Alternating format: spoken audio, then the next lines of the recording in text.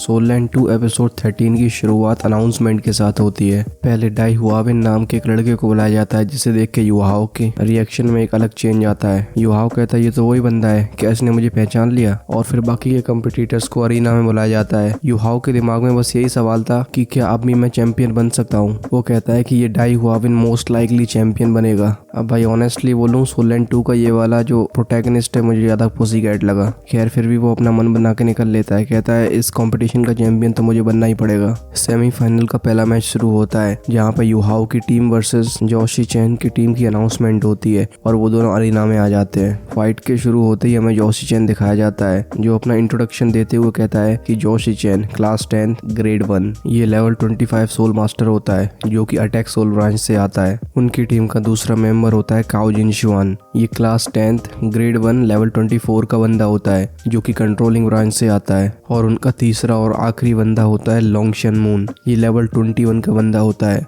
जो कि कीन अटैक ब्रांच से आता है। फाइट शुरू हो जाती है, सब अपने फाइटिंग स्टांस में आ जाते हैं। अपोजिट टीम ने युहाओ की टीम पे पहले अटैक कर दिया था, जिसकी वजह से उन्हें डॉज करना पड़ता है। तो युहाओ और वांग डोंग अपनी एबिलिटी को कंबाइन करके उन लोगों के ऊपर स्पिरिचुअल अटैक कर देते हैं। उनका ये अटैक एक बड़े से बबल में ट्रांसफॉर्म हो जाता है, जो कि ब्लास्ट हो जाता है, जिससे उनके तीनों अपोनेंट वहीं पे धराशायी हो जाते हैं। दूसरी तरफ हमें हुआविन की फाइट दिखाई जाती है, जहाँ पे वो अपोनेंट्स के साथ खेल रहा होता है। उसके अपोनेंट की एक किक के साथ ही सिट्टी पिट्टी गुल हो जाती है। हुआविन की टीम का नाम चाइनीज आर्मी कॉर्प होता है। फिर जब आज के मैच खत्म हो जाते हैं तो वांग डोंग और युहाओ दोनों जा रहे होते हैं। वांग डोंग कहता है युहाओ तुम्हें क्या हुआ, तुम्हारी डाई हुआविन का नाम सुन के इतनी फट क्यों रही है? युहाओ तांग सांग के साथ ही दाई मोबाई के बारे में बताने लगता है। वो कहता है कि दाई मोबाई के बारे में तो सबने सुना है, लेकिन तुम क्या व्हाइट टाइगर फैमिली की हिस्ट्री के बारे में जानते हो? जिसपे वांग डोंग कहता है कि व्हाइट टाइगर क्लैन शिंगलिू एम्पायर का एक रॉयल क्लैन है। 1000 साल पुराने वॉर की वजह से शिंगलिू एम्पायर लगभग पूरी तरीके से कोलैप्स हो गया था।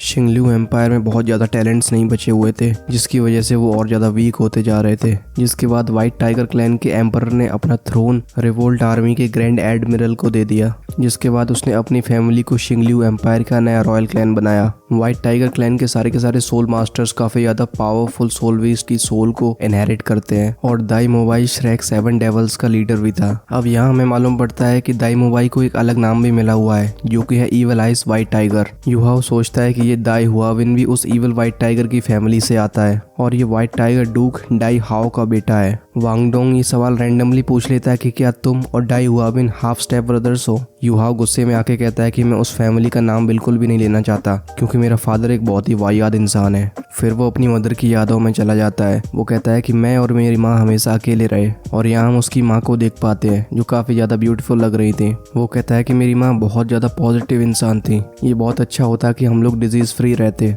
मेरी माँ ने व्हाइट टाइगर मेंशन में मेड की तरह काम किया, उनके साथ जानवरों जैसा बर्ताव किया जाता था। सीन चेंज होता है और हम एक शैडो को देखते हैं, जो उसकी माँ को धक्का देती है और कहती है वो यूनर, अब तुम्हें ड्यूक मेंशन से बाहर जाना होगा, क्योंकि तुम यहाँ रहना डिजर्व भी नहीं करती हो। हम युहाओ और उसकी मदर को एक झोपड़ी में रहते हुए देखते हैं। तभी बाहर से कुछ सिपाही आते हैं और युहाओ के सुखाए हुए कपड़ों को गिराने लगते हैं। तो युहाओ पूछता है तुम क्या कर रहे हो? वो सिपाही कहता है कि तुम देख नहीं रहे हो, यंग मास्टर आ रहे हैं। वो सोल्जर युहाओ पे कोड़े बरसाने लगते हैं। तभी उसकी माँ युहाओ को ऊपर से कवर कर लेती है और सारे के सारे कोड़े होने लगते हैं, और ये मोमेंट काफी ज्यादा सैड था। वो सोल्जर कहते हैं कि तुमने यंग मास्टर को ऑफेंड किया है, तुम्हें इतनी आसानी से थोड़ी जाने देंगे। पीछे से हम डाई हुआविन की आवाज सुनते हैं, जो कहता है कि इन्हें और जोर से मारो। अब यहाँ हमें समझ में आता है कि इन दोनों के बीच में बहुत गहरी दुश्मनी है। वो सोल्जर युहाओ की मदर को लगातार मारते रहते हैं, जिससे उनकी बॉडी पे कई लाल निशान पड़ जाते हैं। और वो जाते जाते कहते हैं कि आगे से हमारे यंग मास्टर को देखा तो अपनी शक्ल उनके सामने दिखाने की जरूरत नहीं है। हम युहाओ और उसकी मदर को देखते हैं, जो काफी ज्यादा खराब हालत में थे। कुछ ही टाइम के बाद युहाओ की मदर अपनी आखिरी सांसें लेती है, और हम युहाओ को अकेला होते हुए देखते हैं। हम करंट सीन में वापस आते हैं। युहाओ वांग डोंग से कहता है कि मैं अपनी माँ का बदला जरूर लूंगा। जिस तरीके से उन लोगों ने मेरी माँ के साथ बर्ताव किया है, मैं व्हाइट टाइगर मेंशन से इसका पूरा हिसाब लूंगा। तभी एकदम मौसम चेंज होने लगता है और एक स्कैरी एटमॉस्फेयर फैल जाता है। युहाओ खड़ा होता है, कहता है कौन है? पीछे से वांग डोंग कहता है कि युहाओ क्या हुआ, तुम ऐसे रिएक्ट क्यों कर रहे हो? युहाओ कहता है पीछे से तुमने किसी की आवाज सुनी क्या? तो वांग डोंग कहता है नहीं, मैंने तो नहीं सुनी। वो पूछता है युहाओ तुमने क्या सुना? युहाओ कहता है कि मैंने किसी ओल्ड मैन की आवाज़ सुनी जो कि एक लंबी सांस ले रहा था। ऐसा लग रहा था कि वो बहुत दूर से आई है लेकिन मेरे कानों के बहुत पास है। तो वांग डोंग अपनी साइड में देखते हुए कहता है कि यहाँ तो कोई है ही नहीं है, लगता है ये तुम्हारा इल्यूजन था। वांग डोंग युहाओ का हाथ पकड़ता है, कहता है चलो अभी रिवेंज लेते हैं। युहाओ कहता है ये श्रेक एकेडमी है, मैं यहाँ पे स्ट्रॉन्ग बनने के लिए आया हूँ, मैं यहाँ पे प्राइवेट में रिवेंज नहीं लूंगा। और इसी के साथ हमारा एपिसोड 13 का पार्ट 1 यहीं पे खत्म हो जाता है। भाई ऑनेस्टली बोलूँ, मुझे तांग संग का कैरेक्टर इससे काफी ज्यादा अच्छा लगता था। वो सॉफ्ट तो था लेकिन काफी ज्यादा बैलेंस्ड था और कभी भी फाइट से पीछे भागता नहीं था। आई होप युहाओ के कैरेक्टर को भी इम्प्रूव करेंगे ये लोग। आपको कैसा लगता है आप कमेंट में बताना। मैं मिलता हूँ इसके पार्ट 2 में। और अगर हेल गार्डन फैमिली का पार्ट नहीं बने हो तो सब्सक्राइब कर लो भाई, क्योंकि ऐसी एक्सप्लेनेशन लेके मैं आता रहता हूँ। तब तक के लिए गुड बाय।